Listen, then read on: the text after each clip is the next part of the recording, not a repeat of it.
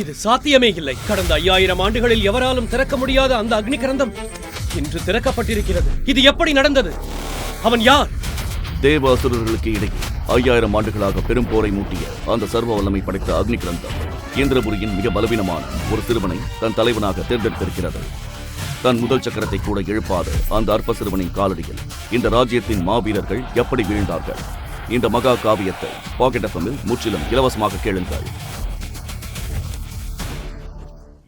14 உலகங்களில் அந்த அக்னி கிரந்தம் எங்கு மறைத்து வைக்கப்பட்டிருந்தாலும் அது என் கைக்கு வந்தாக வேண்டும். வழியில் யார் குறுக்கிட்டாலும் அந்த புனித நூலை என் முன் கொண்டு வந்து நிறுத்துங்கள். புரிகிறதா? இந்த அருந்ததி சபதம் செய்கிறாள். அந்த அக்னி கிரந்தம் 7 வானங்களுக்கு அப்பால் இருந்தாலும் சரி, பாதாளத்தின் ஆழத்தில் இருந்தாலும் சரி, அதை உங்களின் காலடியில் சமர்ப்பிப்பேன். இது என் வாக்கு. தன் குருதி சாட்சியாக செய்த அந்த சபதத்தோடு அருந்ததி தனது ஒட்டுமொத்த இருள் படைகளையும் திரட்டினாள். பேரழிவை உண்டாக்கும் ஒரு சூறாவளியைப் போல 7 உலகங்களிலும் சீறி பாய்ந்தாள்.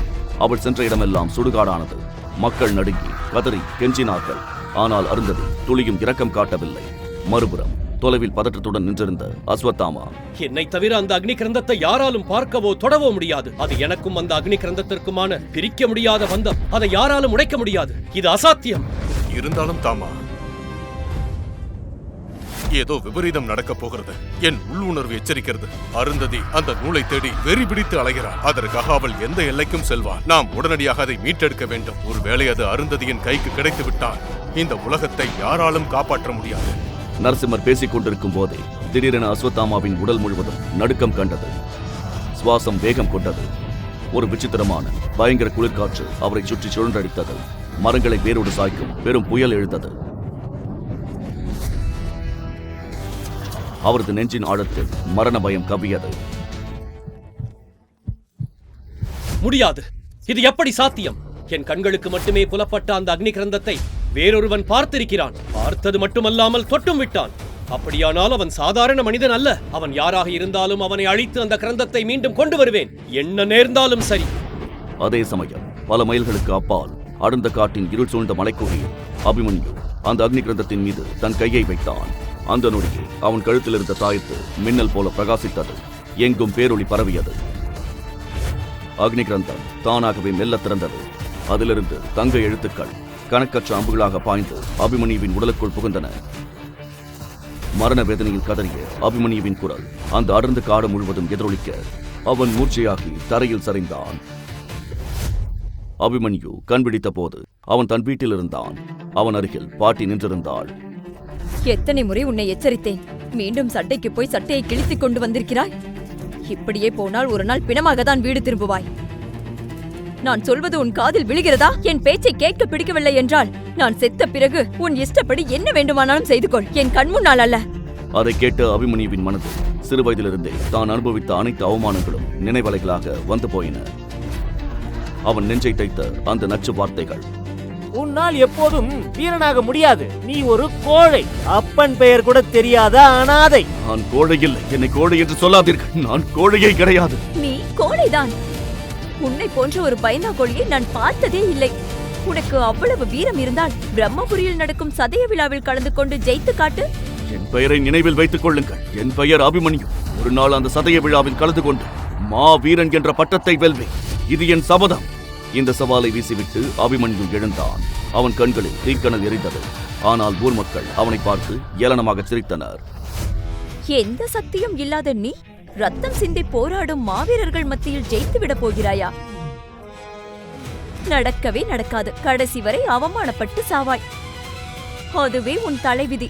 அந்த பெண் இவ்வாறு சொல்ல கூட்டம் மொத்தமும் எள்ளி நகையாடியது. பிரம்மபுரியில் தன் பாட்டியுடன் தனியாக வாழ்ந்து வந்த அபிமன்யு எங்கும் அவமானத்தையும் புறக்கணிப்பையும் மட்டுமே சந்தித்து நடைபெணமாகவே வாழ்ந்து வந்தான். சண்டை போடக்கூடாது என்ற பாட்டியின் கட்டளையே அவன் அடங்கி போனதற்கு காரணம். ஆனால் தன்னை மிதித்தவர்கள் முன்னிலையில் மாவீரனாக தலை நிமிர்ந்து நிற்க வேண்டும் என்ற வெறி தணலாக அவனுக்குள் கொதித்துக் கொண்டிருந்தது. அவன் அதற்கான ஒரு தருணத்திற்காக மட்டுமே காத்திருந்தான். நீ அந்த போட்டிக்கு செல்லக்கூடாது, போகவே கூடாது. இதை சொல்லி சொல்லியே என் வாழ்க்கையை நாசமாக்கி விட்டீர்கள். இனி என்னால் பொறுக்க முடியாது. நான் நிச்சயமாக சதய விழா போட்டிக்கு செல்வேன். இது இந்த அபிமன்யுவின் சபதம். என்னை எவராலும் தடுக்க முடியாது. கோபத்தில் கத்தியபடி அவன் வீட்டை விட்டு வெளியேறினான். சதய விழா போட்டியில் கலந்து கொள்வது அபிமன்யு நினைத்தது போல் அவ்வளவு எளிய காரியம் அல்ல. அதற்கு முறையான கடின பயிற்சியும் அனைத்திற்கும் மேலாக ஒரு உன்னதமான குருவின் ஆசையும் தேவை. குருவின் அனுமதி கடிதம் இருந்தால் மட்டுமே அந்த போர்க்களத்தில் காலடி எடுத்து வைக்க முடியும். அதுவே விதிமுறை. அபிமன்யு தனக்கான குருவை தேடி ஒவ்வொரு வாசலையும் தட்டினான். உன்னை என் சீடனாக்கவா? முதலில் சொல், நீ யார்? உன் குலம் என்ன? தந்தை பெயர் கூட தெரியாத ஒரு அனாதையை என்னால் ஒருபோதும் சீடனாக ஏற்க முடியாது. இங்கிருந்து ஓடிவிடு. இந்த புனித சதய விழாவில் கலந்து கொள்ள உனக்கு என்ன தகுதி இருக்கிறது? உன்னை போன்றவர்கள் அங்கு வந்தால் அதன் புனிதமே கெட்டுவிடும். மீண்டும் என் கண் முன்னால் வராதே. அற்ப பிறவியே, என் கோபத்தால் நீ சாம்பலாவதற்கு முன்பு இங்கிருந்து ஓடி போய்விடு. புரிகிறதா? அனைத்து கதவுகளும் அவனுக்கு அடைக்கப்பட்டன. எங்கும் அவமானமே மிஞ்சியது. இந்த சதய விழா போட்டி தன் விதியில் எழுதப்படவில்லை என்பதை அபிமன்யு உணர்ந்தான். மனமுடைந்து போன அபிமன்யு மலையின் மிக உயரமான சிகரத்திலிருந்து குதித்து தன் உயிரை மாய்த்துக் கொள்ள முடிவு செய்து ஏறினான். கரடு முரடான பாறைகளை பிடித்து அவன் மேலே ஏறிக்கொண்டிருந்த போது திடீரென கால் சறுக்கி கீழே விழுந்தான். அந்த நொடியில் மரண பயம் அவன் நரம்புகளில் பாய்ந்தது. இல்லை, நான் இப்போதை சாகக்கூடாது. எதையும் யோசிக்காமல் ஒரு மரக்கிளையை தாவி பிடித்து தன் வீழ்ச்சியை தடுத்தான். அப்போது அவன் உடம்பில் ஒரு விசித்திரமான மாற்றம் நிகழ்ந்தது. ஒரு புதிய பேராற்றல் அவனுக்குள் பாய்ந்தது. சிறுத்தையைப் போல பாறைகளிலிருந்து பாறைகளுக்கு அவன் மின்னல் வேகத்தில் தாவினான். இது நான் தானா? இது உண்மையில் நிஜமா அல்லது கனவா?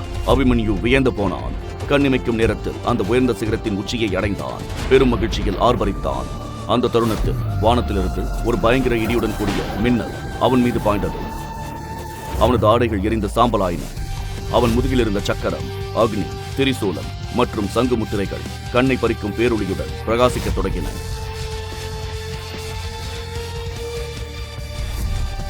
அந்த தாங்க முடியாத வலியால் அபிமன்யு மயங்கி விழுந்தான்.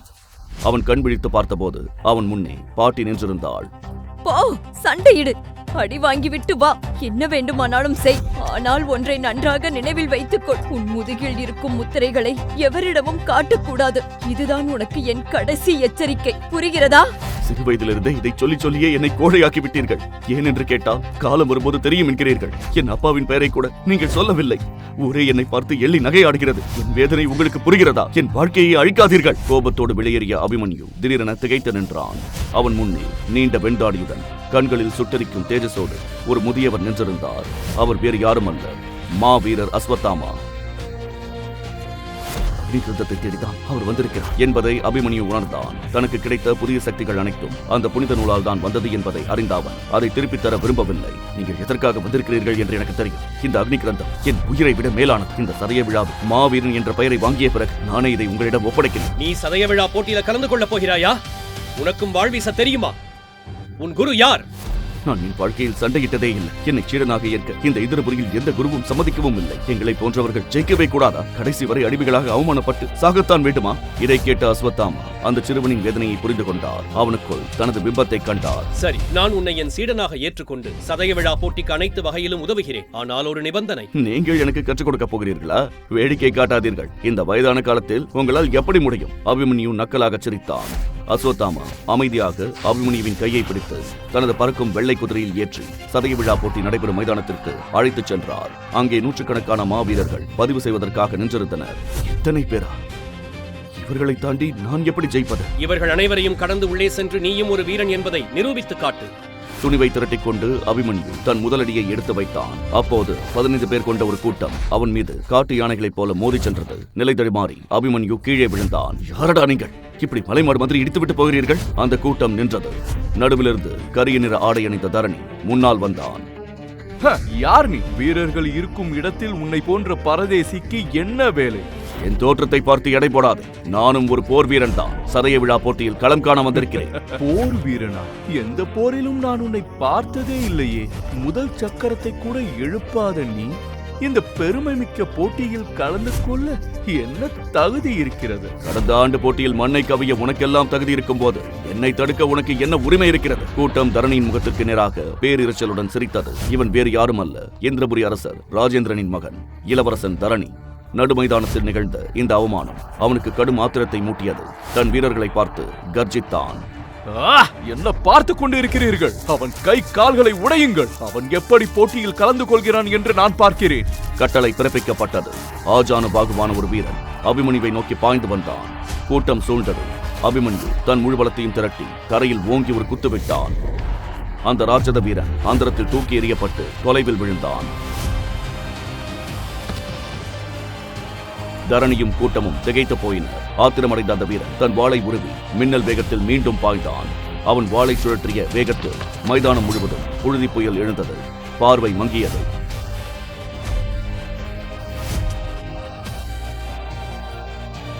அடுத்த கணம் 2 ஆயுதங்கள் மோதிக்கொள்ளும் பயங்கர சத்தம் கேட்டது. ஒரு பெரும் வெடிப்புடன் அந்த வீரன் சுவரில் மோதி வீழ்ந்தான். புழுதி விலகியது. மைதானத்தின் நடுவே கையில் ஈட்டியை பிடித்து கம்பீரமாக நின்றிருந்தான் அபிமன்யு. இத்தனை காலம் கோழை என்று தூற்றப்பட்டவன். இதனைக் கண்ட அஸ்வத்தாமா உட்பட மொத்த கூட்டமும் அதிர்ச்சியில் உறைந்து போயினர்.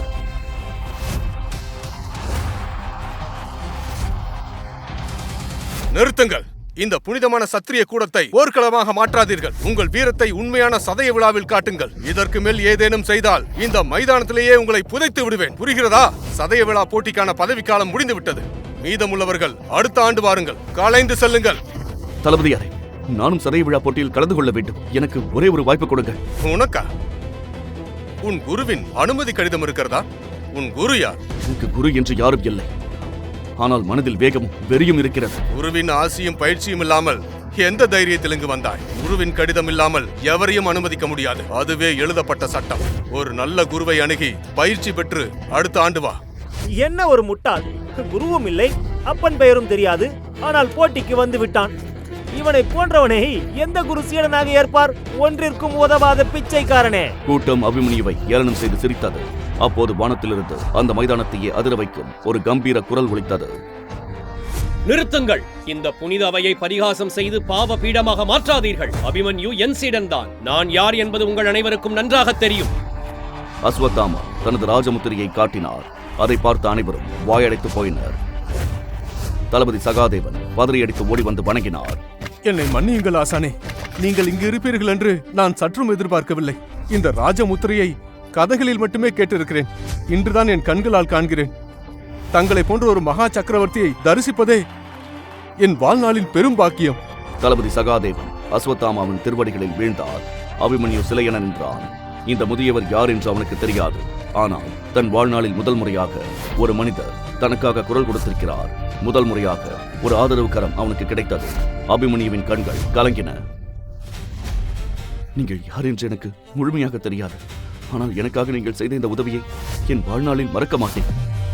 உங்களுக்காக என் வாழ்நாள் முழுக்க கடமைப்பட்டிருக்கிறேன். அஸ்வத்தாமா தன் கையிலிருந்து பச்சை நிற மாணிக்கம் போல் ஒளிரும் ஒரு ரத்தின கல்லை எடுத்து அபிமன்யுவிடம் நீட்டினார். இதை எப்போதும் உன்னுடன் வைத்துக்கொள். இது என்ன குருவே? இது எச்சரிக்கை கல். பெரும் ஆபத்து நேரிடும் போது இதை உடைத்தால் அடுத்த நொடியே நான் உன் முன்னே தோன்றுவேன். புரிகிறதா? அப்படியானால் இப்போது நீங்கள் எனக்கு பயிற்சி கொடுக்க மாட்டீர்களா? நான் இப்போது அவசரமாக கிளம்ப வேண்டும். முழு நிலவன்று காற்று பலமாக வீசும் நேரம் அந்த காளிமலை உச்சிக்கு வா. நாம் அங்கே சந்திப்போம். ஒன்றை மட்டும் நினைவில் வைத்துக்கொள். எந்த காரணத்திற்காகவும் அந்த அக்னிகிரந்த புத்தகத்தின் சக்திகளை பயன்படுத்தாதே. இவ்வாறு சொல்லிவிட்டு சிவப்பு ரக்கைகளை விரித்து புயல் வேகத்தில் அஸ்வத்தாமா விண்ணில் மறைந்தார்.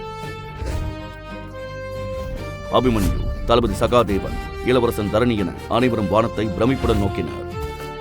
வீடு திரும்பிய அபிமன்யுவின் முகத்தில் நிம்மதி இருந்தாலும் என் தந்தை யார் என்ற கேள்வி அவன் நெஞ்சை குடைந்து கொண்டிருந்தது. சொல்லுங்கள், என் தந்தை யார்? இன்று இதற்கான பதில் தெரியாமல் நான் உங்களை விடமாட்டேன். நேரம் வரும்போது உனக்கே புரியும் அபிமன்யு. இதற்கு மேல் எதுவும் சொல்ல முடியாது. போதும் பாட்டி, இத்தனை காலம் மறைத்தீர்கள் என்றால் கண்டிப்பா அவர் நல்லவராக இருந்திருக்க மாட்டார். சொல்லுங்கள், அவர் திருடனா, கொலைகாரனா, துரோகியா? யாரின் அப்பா? அடுத்த கணம் அபிமன்யுவின் கணத்தில் பலாரென ஒரு அறை விழுந்தது. வாயை மூடு! என் மகனை பற்றி ஒரு வார்த்தை தவறாக பேசாதே. உன் தந்தை ஒன்றும் கெட்டவனும் இல்லை. நீ நினைக்கிற மாதிரி சாதாரண ஆளும் கிடையாது. இப்போதைக்கு இவ்வளவுதான். உனக்கு தெரிந்து கொள்ள வேண்டுமென்றால் நீயே கண்டறிந்து கொள். ஆத்திரத்துடன் உள்ளே சென்றாள். தன் தந்தை கெட்டவர் அல்ல என்ற உண்மை அபிமன்யுவிற்கு பெரும் நிம்மதியை தந்தது. சில நாட்கள் தன் தந்தையை பற்றிய தகவல்களை தேடி அலைந்தான். எந்த பதிலும் கிடைக்கவில்லை. ஒரு நாள் வானத்தை பார்த்து யோசித்துக் கொண்டிருந்த போது காற்று பலமாக வீசியது. புழுதி பறந்தது. இன்று முழு நிலவு என்பதை உணர்ந்தவன் உடனே மலை உச்சியை நோக்கி ஓடினான்.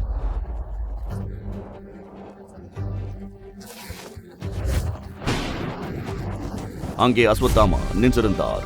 நீங்கள் வரமாட்டீர்கள் என்று நினைத்தேன், ஆனால் வாக்கை காப்பாற்றி விட்டீர்கள். என்னை ஏன் இங்கு வர சொன்னீர்கள்? எல்லாவற்றுக்கும் ஒரு காரணம் இருக்கிறது. உன் முதுகில் இருக்கும் முத்திரை நீ பிறந்தது முதலே இருக்கிறதா? அது எப்படி வந்தது? ஆம், பிறந்தது முதல் இருக்கிறது. அம்மா கொடுத்த சொத்து என்று பாட்டி கூறுவாள். இதை யாரிடமும் காட்டக்கூடாது என்று எச்சரித்திருக்கிறார். நீ என்னை நம்பலாம். சதய விழாவில் நீ வெற்றி பெற வேண்டுமானால் என் நிபந்தனைகளை ஏற்க வேண்டும். நீ தயாரா? இவ்வளவுதானா? நிச்சயமாக. இப்போது நான் என்ன செய்ய வேண்டும்? நீ நினைப்பது போல் இது எளிதல்ல. உடலையும் மனதையும் வருத்தி செய்யக்கூடிய பயிற்சி. ஒரு வீரன் தன் முதல் சக்கரத்தை எழுப்புவது மீண்டும் பிறப்பதற்கு சமம். நான் சண்டைக்கு போக மாட்டேன். ஆனால் உங்களுக்கு ஏதேனும் ஆபத்து வந்தால் சும்மா இருக்க மாட்டேன். கவனமாக கேள் அபிமன்யு. நாளைய போட்டியில் உன்னை விட பல மடங்கு சக்தி வாய்ந்த 1000 வீரர்கள் மோதுவார்கள். அவர்களை வீழ்த்த உன் சக்தியை அதிகரிக்க வேண்டும். மேலும் போட்டியின் போது உன் கழுத்தில் இருக்கும் தாயத்தை கழற்ற வேண்டும். தாயத்தை எக்காரணம் கொண்டும் கலற்றாதே. இல்லை, இதை என்னால் கழற்ற முடியாது. இதுதான் என்னை பாதுகாக்கும் கேடயம். என் மீது உனக்கு நம்பிக்கை இல்லையா? உன் நன்மைக்காகவே சொல்கிறேன். என் வழிகாட்டுதலை ஏற்றால் இந்த உலகமே வியக்கும் பிரம்மதீரனாக நீ உருவெடுப்பாய். எதிர்காலத்தை தீர்மானிக்கும் மாவீரனாக மாற என் சொல்லை கேள். ஆனால் நான் ஏன் அக்னிகிரந்த புத்தகத்தை பயன்படுத்தக்கூடாது? அக்னி கிரந்தத்தை காப்பாற்றும் பேராற்றல் இப்போது உன்னிடமில்லை. அது சாதாரண பொருள் அல்ல. 14 உலகங்களையும் ஆளும் சக்தி அதில் புதைந்துள்ளது. அதை அடைய இருள் சக்திகள் துடிக்கின்றன. எவர் அதை பயன்படுத்தினாலும் தீய சக்திகளுக்கு தெரிந்துவிடும். அதனால்தான் இப்போதைக்கு அதனை பயன்படுத்த வேண்டாம் என்றே. புரிகிறதா? இதை கேட்ட அபிமன்யு கூர்மையான ஈட்டியால் தன் உள்ளங்கையை கீறிக்கொண்டான். ரத்தம் கசிந்தது. நிலம், நீர், தீ, காற்று, ஆகாய் ஆகிய பஞ்சபூதங்களின் சாட்சியாக சபதம் செய்கிறேன். இந்த உடலில் மூச்சு இருக்கும் வரை என் குருவின் கட்டளையை தலைமேற்கொள்வேன். இது அஸ்வத்தாமாவுக்கு அபிமன்யு அளிக்கும் வாக்கு. அந்த நொடியே வானம் பிளந்தது. இடி முழங்க, மின்னல் வெட்ட, பெருமழை கொட்டியது. அஸ்வத்தாமா அபிமன்யுவின் தாயத்தை கழற்றச் சொன்னார். அபிமன்யு தாயத்தை கழற்றி அவரிடம் கொடுத்தார். முதல் மூலாதார சக்கரத்தை எழுப்ப அவனை தியான நிலையில் அமர வைத்தார். அவன் முதுகில் இருந்த முத்திரைகளை உற்று நோக்கிய அஸ்வத்தாமா திகைத்து போனார். அங்கே பண்டைய தமிழ் எழுத்துக்களில் மர்ம குறிப்புகள் பொறிக்கப்பட்டிருந்தன. ஐம்பூதங்களை கட்டுப்படுத்தும் வல்லமை இவனுக்குள் இருக்கிறதா? யார் இவன்? இவை அனைத்துமே தெய்வீக முத்திரைகள். அபிமன்யு, மீண்டும் கூறுகிறேன், ஒரு நாள் இந்த உலகில் இருக்கும் அனைத்து பிரம்ம சக்திகளையும் அடைந்து நீ இந்த பூமியின் பிரம்ம தீரனாக மாறுவாய். அவர் கர்ஜித்த அடுத்த நொடி ஆயிரக்கணக்கான மின்னல்கள் அந்த மலையைச் சூழ்ந்து பெரும் தாக்குதலை நிகழ்த்தின. எங்கும் திவ்ய பேரொளி உண்டானது. நீ பார்க்க வேண்டியது இன்னும் நிறைய இருக்கிறது அபிமன்யு. எவரும் அடையாத உச்சத்தை தொட வேண்டுமானால் அனைத்து தடைகளையும் வலிகளையும் கடந்தாக வேண்டும். நீ தயாரா?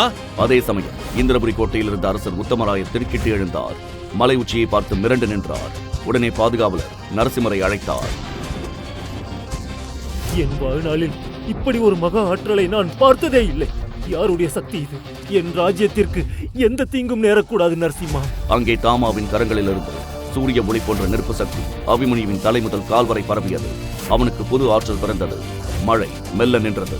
வானில் சிதறிய ஒளிக்கதிர்கள் அவனை நோக்கி ஈர்க்கப்பட்டன.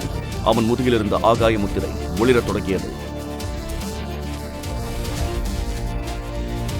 வானை விழுந்து கொண்டு பாய்ந்த ஒரு பிரம்மாண்ட மின்னல் அம்பு போல அபிமன்யுவின் உடலுக்குள் பாய்ந்தது. அவன் உடல் நடுங்கியது. தோளில் விரிசல்கள் விழத் தொடங்கின. அஸ்வத்தாமா பதறினார். அபிமன்யு, என்ன ஆயிற்று? நான் பேசுவது கேட்கிறதா? அபிமன்யு! அவர் கத்தியது அவன் காதில் விழவில்லை. அவன் வலியால் கதறினான். விரிசல்கள் பெரிதாகி அவனிலிருந்து பேரொளி வெளியேறியது. இறைவா, இப்படியே போனால் அபிமன்யுவின் உடல் வெடித்து சிதறிவிடும். கடவுளே, என்ன சோதனை இது? இந்த அப்பாவி சிறுவன் என்ன பாவம் செய்தான்? ஏன் இப்படி சித்திரவதை செய்கிறாய்? நரசிம்மா, மலையில் என்ன நடக்கிறது? இந்த அளவுக்கு மின்னல் சக்தியின் ஆற்றலை எழுப்பியது யார்? என்னை சென்று கண்டறிந்து வா. உன் சக்தியை கட்டுப்படுத்த அபிமன்யு. அதை முதல் சக்கரத்திற்குள் கொண்டு வா. இல்லை என்றால் உன் உயிருக்கே ஆபத்து. வலியை தாங்க முயற்சி செய். மரணத்திற்கும் வெற்றிக்கும் நூலளவுதான் வித்தியாசம். அதை கடப்பவனே மாவீரன். தாமா சொல்வது அவன் காதில் விழவில்லை. மலையே இரண்டாக உடைக்கும்படி கதறிய அபிமன்யு தரையில் சுருண்டு விழுந்தான். இவ்வளவு பெரிய ஆற்றலை இவன் எப்படி தாங்கினான்? இவனுக்குள் இருப்பது ஆற்றலா? என்னால் நம்பவே முடியவில்லை. வானிலிருந்து ஒரு சக்தி நெருங்கி வருவதை உணர்ந்த தாமா தன் சக்தியால் அபிமன்யுவை மறையச் செய்தார். நீல நிற சிறகுகளோடு நரசிம்மர் மலையில் இறங்கினார். தாமா, நீங்க என்ன செய்து கொண்டிருக்கிறாய்? நீ அந்த சக்தி வாய்ந்த ஆற்றலை உணர்ந்தாயா? அவர் கேட்டு முடிப்பதற்குள் கருப்பு நிற சிறகுகளை அசைத்தபடி சீறி பாய்ந்து கொண்டு ஒரு பெண் வந்தாள். நரசிம்மரும் அஸ்வத்தாமாவும் ஆத்திரமடைந்தனர். அவள்தான் மகிஷாசுரனின் தங்கை அருந்ததி.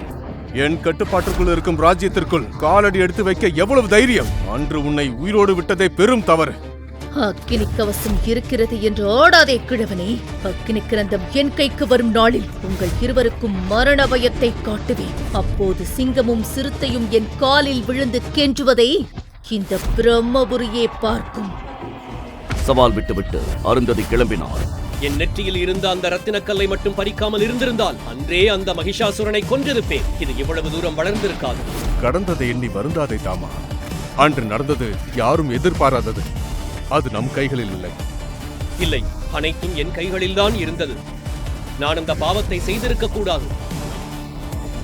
நான் நியாயம் தவறிவிட்டேன். நான் செய்த தவறுக்கு மன்னிப்பே கிடையாது. அது நம் கைகளில் இல்லை. நம்பிக்கையை இழக்காதே நண்பா. எல்லாவற்றுக்கும் ஒரு தீர்வு உண்டு. அது உனக்கே தெரியும். தெரியும். கலியுகம் வரும், பிரம்மதீரன் தோன்றுவான், என் சாபம் முடிவுக்கு வரும். அதற்காகத்தான் இத்தனை ஆண்டுகளாக காத்திருக்கிறேன். நரசிம்மர் தாமாவின் தோளில் கை வைத்து தேற்றிவிட்டு புறப்பட்டார். மறுநாள் அபிமன்யுவின் வாழ்க்கை மாறப்போகிறது. அதிகாலை சூரிய கதிர்கள் முகத்தில் பட அபிமன்யு கண் விழித்தான். அவன் முன்னே தாமா நின்றிருந்தார். அபிமன்யு, உன்னுள் மிகப்பெரிய சக்தி இருக்கிறது. ஆனால் அதில் 20% மட்டுமே உன்னால் கட்டுப்படுத்த முடிகிறது. 2ஆம் சக்கரத்தை எழுப்பினால் மட்டுமே அதை முழுமையாக ஆள முடியும். போட்டிக்கான நேரம் வந்துவிட்டது. விரைந்து செல். அபிமன்யு வீட்டிற்கு விரைந்தான். அங்கே நின்றிருந்த பாட்டி ஆத்திரத்தில் பொங்கி எழுந்தாள். வர வர நீ சரியில்லை. இத்தனை சொல்லியும் தாயத்தை கலற்றி விட்டாய். சதய விழாவில் பெயரையும் கொடுத்து விட்டாய். என் மீது ஆணையிட்டு சொல், நீ அந்த போட்டிக்கு போக மாட்டாய் என்று. உன்னை காப்பாற்ற உங்க அப்பாவும் அம்மாவும் பட்ட கஷ்டம் உனக்கு தெரியாது. இப்போது பார்த்தாலும் இதே புராணம் தானா? முதலில் என் தந்தை யார் என்று சொல்லுங்கள். நான் அவரை பற்றி கண்டறிய இந்த சதய விழாதான் ஒரே வழி. என்னை தடுக்காதீர்கள். நான் நிச்சயம் போகத்தான் போகிறேன். அவன் உறுதியாக சொன்ன நொடியில் அவன் உடலிலிருந்து ஒளிச்சிதறல் வெளிப்பட்டது. தாயத்து அந்த ஆற்றலை தனக்குள் ஈர்த்தது. பாட்டி அதை கவனித்தாள். நீ உனது முதல் சக்கரத்தை எழுப்பி விட்டாயா? உடனே வீட்டிற்குள் சென்ற பாட்டி ஒரு பழைய மரப்பெட்டியை கொண்டு வந்து அபிமன்யுவின் கைகளில் கொடுத்தாள். இது உன் தந்தையுடையது. எந்த போட்டிக்கு போனாலும் அவர் இந்த ஆடையைத்தான் அணிந்து செல்வார். பெட்டியை திறந்த அபிமன்யுவிற்கு அதில் அந்த அரச ஆடையுடன் ஒரு குறிப்பு புத்தகமும் இருந்தது. அபிமன்யு அதை தொட முயல பாட்டி தடுத்தாள். இப்போதைக்கு ஆடையை மட்டும் எடு. நேரம் வரும்போது குறிப்பு புத்தகத்தையும் அந்த செப்பு தாளையும் நானே உனக்கு கொடுக்கிறேன். மறுபேச்சின்றி அந்த அரச ஆடையை அபிமன்யு அணிந்தான். அதை அணிந்த மாத்திரத்தில் அவன் உடலில் அபூர்வ சக்திகள் தோன்றின. அதில் பஞ்சபூதங்களின் குறியீடுகள் மிளிர்ந்தன. அவன் வியப்புடன் பார்க்க பாட்டி சொன்னாள், உனது தந்தை ஒரு மாவீரன். 5 பூதங்களையும் தனது சுண்டு விரலில் அடக்கும் வல்லமை படைத்தவர். அவரை பார்த்தாலே அனைவரும் நடுங்குவர். சென்று உன் தந்தையின் புகழை காப்பாற்று. பாட்டி அவனை ஆசீர்வதித்து அனுப்பி வைத்தாள். அபிமன்யு சத்திரியம் என்ற கோட்டையை அடைந்தான். காவலாளி அவனை தடுத்தான். நில்லங்க, இங்கே உனக்கு அனுமதி இல்லை. இது வீரர்கள் மட்டும் கலந்து கொள்ளும் போட்டி. அபிமன்யு முறைத்து பார்த்து தன் குருமுத்திரையை காட்டினான். காவலாளி மிரண்டு போய் கதவை திறந்தார். மன்றத்தில் ஆயிரக்கணக்கான வீரர்கள் திரண்டிருந்தனர். அப்போது யோகேந்திரனின் கட்டளை குரல் ஒலித்தது. முதல் சக்கரத்தை எழுப்பாதவர்கள் இப்போதே விலகலாம். விதி மீறலில் ஈடுபட்டால் மறக்க முடியாத தண்டனை வழங்கப்படும். இதுதான் மூதாதையர் கல். நான் பெயர் அழைப்பவர்கள் இதன் மீது கைகளை வைக்க வேண்டும்.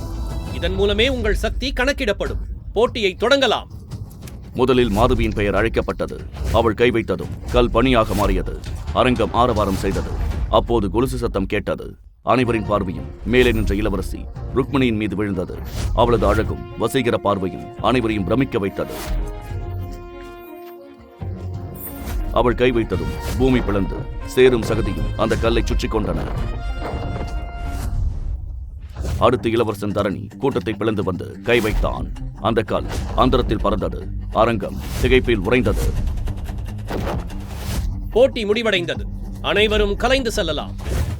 ஆசானே யோகேந்திரரே, என் பெயர் அழைக்கப்படவில்லை. நானும் பதிவு செய்திருந்தேன். உன் பெயர் அழைக்கப்படவில்லை என்றால் பட்டியலில் இல்லை என்று அர்த்தம். நேரத்தை வீணடிக்காமல் இங்கிருந்து செல். இதை என்னால் ஏற்க முடியாது. நான் களமிறங்கி ஜெயித்து ஆக வேண்டும். முதல் சக்கரத்தையே இழப்பாத உனக்கு என்ன தகுதி இருக்கிறது? அரசு குல வாரிசுகள் மட்டுமே கலந்து கொள்ளும் போட்டியில் உன்னை போன்ற நோஞ்சானை யார் உள்ளே விட்டது?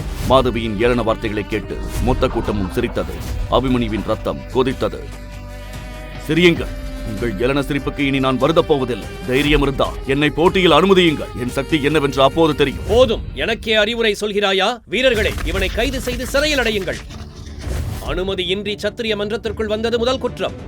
மாவீரர் போட்டியில் கலவரம் செய்தது இரண்டாம் குற்றம். மூத்தோரை அவமதித்தது மூன்றாம் குற்றம். யோகேந்திரன் கர்ஜித்தார். 10 வீரர்கள் வாட்களை ஏந்தி அபிமன்யுவை நோக்கி பாய்ந்தனர். அஸ்வத்தாமா வேடிக்கை பார்த்தார். கூட்டத்திற்கு அபிமன்யுவின் கதை அவ்வளவுதான் என்றே தோன்றியது. ஆனால் அபிமன்யு ஒரு வேட்டை புலி போல தன் ஈட்டியை வானை நோக்கி உயர்த்தி முழு பலத்துடன் தரையில் ஓங்கி குத்தினான். ஈட்டி பூமிக்குள் புரைந்தது. நிலமெங்கும் பெரும் விரிசல்கள் வெடித்தன. வானை பிளந்து கொண்டு பேரிரைச்சலுடன் மின்னல் மழை பொழிந்தது. அரங்கம் நடுங்கியது. அபிமன்யுவை தாக்க வந்த வீரர்கள் காற்றில் தூக்கி வீசப்பட்டனர். அப்போது வானத்திலிருந்து இறங்கிய ஒரு மகா இடி மூதாதையர் கல்லின் மீது நேராக தாக்கியது. அடுத்த கணம் இதுவரை ஒரு கீரில் கூட விழாத அந்த மூதாதையர் கல் சுக்குநூறாக உடைந்து சிதறியது.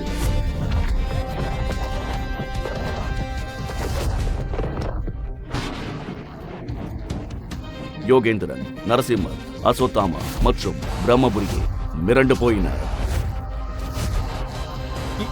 இது எப்படி சாத்தியம்? இத்தனை ஆண்டுகளில் இப்படி நடந்ததே இல்லையே. யார் இவன்? மூதாதையர் கல்லை சில்லு சில்லாக உடைக்கும் சக்தி இவனுக்கு எங்கிருந்து வந்தது? அபிமன்யுவின் முதுகில் லேசாக தெரிந்த அந்த பஞ்சபூத முத்திரையை கண்டு அனைவரும் பேரதிர்ச்சியில் மூழ்கினர். உண்மையில் யார் இந்த அபிமன்யு? அவன் பின்னணியில் மறைந்திருக்கும் அந்த மர்ம ரகசியம் என்ன? பஞ்சபூத முத்திரையை கண்டு அஸ்வத்தாமாவும் அரசர் உத்தமராயரும் நடுங்கியதையே. கீரல் கூட விழாத மூதாதையர் கல்லை அபிமன்யு எப்படி தூள் தூளாக்கினான்? அபிமன்யுவின் தந்தை ஹனுமந்தருக்கு என்ன நேர்ந்தது? அஸ்வத்தாமாவின் கடந்த கால பாவம் என்ன? உலகமே கோழை என்று தூற்றியவன் மாவீரனாக எழுவானா? பாட்டியின் நெஞ்சில் புதைந்து கிடக்கும் உண்மை என்ன? அஸ்வத்தாமாவின் வாக்கு பலிக்குமா? அபிமன்யு பிரம்மதீரனாக மாறுவானா? இந்த கதையை முற்றிலும் இலவசமாக கேளுங்கள். உடனே பாக்கெட் எஃப்எம் ஆப்பை டவுன்லோட் செய்யுங்கள். Indrajit the divine warrior. Link டிஸ்கிரிப்ஷனில் கொடுக்கப்பட்டுள்ளது.